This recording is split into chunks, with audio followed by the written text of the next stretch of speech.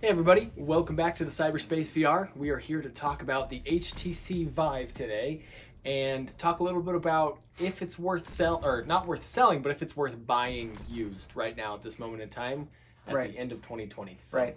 The HTC Vive, when it came out, was a pretty decent headset. It was awesome. A lot of people bought it. It was very popular because it was kind of like the headset that Steam was pushing.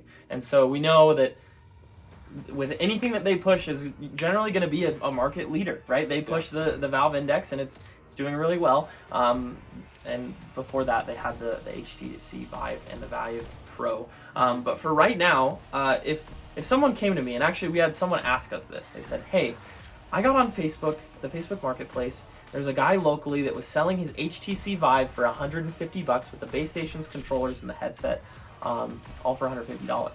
And I was like, for a second, I was like, I guess that's not bad. You know, that's not a bad price for a VR headset. And so what do you think, Landon? What do you think about $150 for us? So my first thought is, heck yes, you should buy that headset. $150. The headset used to sell for $500. We sold ours less than a year ago for $350. So $340 I think is what it was. So if someone is selling it for $150, then yes, I would say buy it. The only thing that made me and Sean tell this friend of ours not to buy it was he already had an Oculus Go. Quest. Oculus Quest 2. Not the Go. Oculus Quest 2. And that's my opinion. If you already have a VR headset, right, and someone is selling it for $150 HTC Vive, I don't think it's worth it. Like, you don't need two headsets, and you don't need the HTC Vive if you've already got a better, newer generation headset. Yeah. That's my thought. His Quest 2, he has the link cable especially. Yeah, So and that's the main thing. His link cable works fine, and he loves it, and he's like, I use it all the time. And I'm like, if you get the HTC Vive, you're going to be... It's not an upgrade by any means. Yeah. Maybe with field of vision, Maybe. it's an upgrade. Yeah, maybe. But everything else is just like the resolution's worse. Yep. The pixels per eye is the same. And I want to be very, very, very clear. I hate the Vive controllers more than anything, more than any controller I've ever used in VR. Like, as a controller in general, they just are terrible. I hate the touchpad thing, the touch circle. I hate the fit of them. I hate the grip controllers. The trigger's okay, I guess. The buttons are in the worst possible location because when you grab the controller, you push them automatically. I can't tell you how many times I've been at a VR party where we're like helping people play VR at their birthday party or whatever, and they're playing Beat Saber and they pause their game on accident, and it's just a big hassle. Yeah. I just can't. I tell people to avoid that headset like the plague. So seriously. So one thing that I do appreciate about the Vive is the Vive had its issues, right? We made a whole video about, it was actually the first video we ever made. Yep. About like secret issues with the HTC Vive, things like troubleshooting stuff, just crap that happened with it that was really annoying. But honestly, I've had more issues with the Rift S and troubleshooting than I did with the Vive. So if do you agree with that? I disagree because I know what the problems are with the Rift S. Like, the simple issues are like, if it goes to sleep, then it loses connection to the Steam VR interface, and you have to reset that. So you just have to turn off the sleep function. So I guess what I'll say is sometimes I find the Rift S to be a little more tedious than the Vive. Just little things like that, they just bug me because I'm not very tech savvy. Troubleshooting is the worst for me. I hate it. And I've had to do that a lot with the Rift S. With the Vive, I did have to do it often. So I don't know. That's just something I wanted to throw out there. But in terms of if you should buy a used one, do you have a VR headset right now? Do you have one that's a newer generation than the HTC Vive? Then yeah, or then no, I guess. But if you don't, if you're looking to get into VR cheap and you find one for $150, I think you should totally get it. Yeah.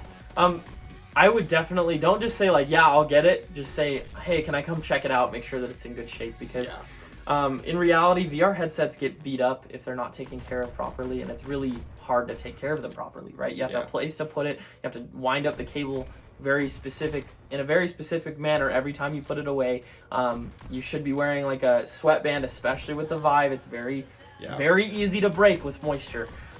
So look at the quality of the foam pad. As the foam pad has been worn a lot, does the headset boot up? Make sure that it doesn't just have the red light of death, because we had ours break very quickly, right? We bought a new headset and it broke very quickly after playing just quite a bit of Beat Saber and getting a little bit steamy, right? So like, just be very careful, make sure that it's in good shape. But I would not spend over $200 on that headset. Yeah. I would not, especially. Well, yeah, because I think a lot of people are going to be trying to sell it for $300 because that's for a used headset that was $500 initially. $300 might be something that we sold ours for $340. Right. But there's just better headsets on the market for $300. So Right. There's no use in buying a headset that's been used for 2 years for $300 when you could buy a brand new Oculus Quest 2 for $300. Right. And So then if you find a steal like that, $200, $150, as long as it works, that's a pretty good deal, I guess. right, and it's a good introduction, and then you can know if you play VR a lot, right? Like, Yeah. you can buy a headset and say, "Wow, I play this for an hour a day at least. Maybe I should invest more money into it." Yeah, it's a good. To see if it's really something you want to get Yeah. into as a hobby, as a passion. Or another reason why you might buy one is like, let's say you have 2 gaming PCs at your house, and you want to like play multiplayer games with Yeah. people. Yeah, sure. Maybe that's another reason why you get one. Yeah. It's like your guest headset. You can play the garbage one, and I'll play my nice one. Yeah, that's a pretty good idea, actually. So if that's if that's a reason for you to get a headset and you find one for cheap, sure. But in reality, I would really, really sincerely say, just spend the extra $150 and get a Quest 2, or That's what even more and get a Reverb G2, something else. Yeah. Rift S probably is Yeah. my. If you are looking for a budget headset used, go for a Rift S. Yeah, I think that would definitely be the better thing. The Rift S is like a whole year or a year and a half newer Yeah. than the Vive. The Vive is old news by this point. So Yeah. But that's why we're talking about buying used, right? Yeah. This is you're not gonna find one new. I don't know where you'd find that. yeah, no, not that it's new, just saying that like Yeah. if you're gonna buy a used one, you might as well buy the newer generation used one. 'Cause Right. that one is still gonna be about the same price anyway. Exactly. So Anyway, Yeah. should you buy a HTC Vive used? depends. Depends. But probably not. But probably you not. know, why not if it's cheap? If it fits your situation, if Yep. it fits your budget, if it's just something you don't know if you're gonna spend that much time on VR anyways, then yeah, do it. See if you do and then upgrade later. Yeah. So, this has been a video from the Cyberspace VR. We're glad you're here. We hope you're enjoying it, and we hope you have a good rest of your week. Yeah. Leave us a comment, and of course, subscribe to get more awesome VR content. We have so much more coming down the pipeline, so we're excited, and we will see you next time.